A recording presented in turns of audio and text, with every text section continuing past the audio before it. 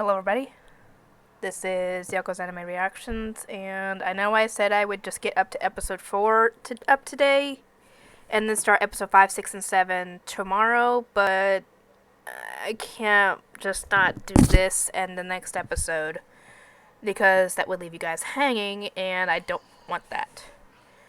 This is going to be my review for Attack on Titan Season 3, Part 2, Episode 5.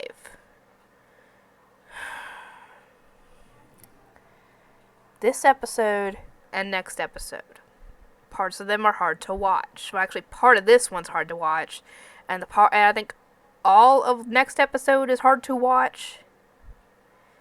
But part of it, I was happy because this episode because despite the fact that they lost just about everybody in that charge, Levi finally takes down the Beast Titan in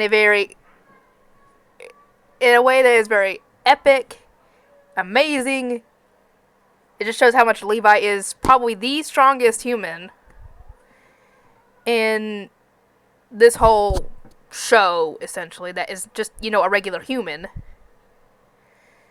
And I was just rooting so much for Levi in this fight, because obviously I don't want him to die, but I just wanted him to just wreck this guy for all that he's done to humanity.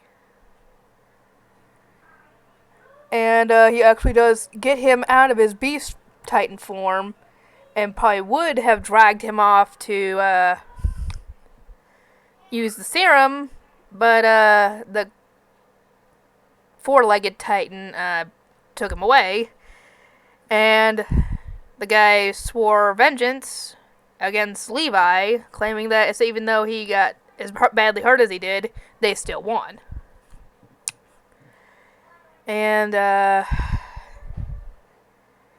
after a bit, the others go to work on taking out the Armor Titan, while Armin goes to get Eren back on his feet so he can take out the Colossal Titan. At first, I had no clue what Armin was planning because, what was he gonna do? Anyway, Eren was somewhat on board with this plan. I'm assuming that Armin at least told him the basic of what he was going to do. And Eren jumped down, and it appeared that he kind of lost his balance and knocked himself out again. At least that's how it looked anyway.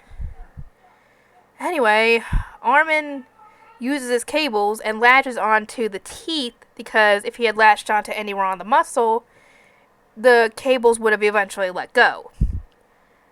And Armin does this because as soon as he does it, Bertolt uses the steam thing again, which normally they would try and get away from and have to cool down afterwards, but Armin hangs on until the bitter end. Yeah, he does. He doesn't let go. Even though he said this hinged on how long he could hold out. And he essentially has come to terms with the fact that this most likely would be his death, because it was the only way to stop them. And Bertolt obviously has no idea what Armin is planning, because this would normally not change anything, because him dying is not going to suddenly make Bertolt lose. No, this was a distraction to try and get not only Eren to use his hardening ability as a Titan to fix that hole that he didn't get to fix yet, but also to get behind Bertolt and get him out, thus defeating him. He was able to, but sadly, it cost essentially Armin his life. At first. Because despite how the poor guy looks now, he's still alive.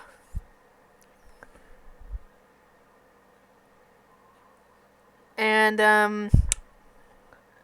I actually, to be completely honest, when I was watching this episode and it showed Levi heading back to the wall, taking out the Titans as he went, I did not notice the other guy sitting up on the battlefield amongst the corpses. I did not notice that at all. I did notice it, however, when I was looking back over the video. I was like, oh my god, how did I not notice that? The one guy who was terrified enough and thought they were all going to die survived somehow without essentially a scratch. Like, that ain't fair. Why this guy? Why did this guy have to survive with no injuries, but Ervin and the others died? But yeah, as far as we know, he is the only survivor. Until we see next episode.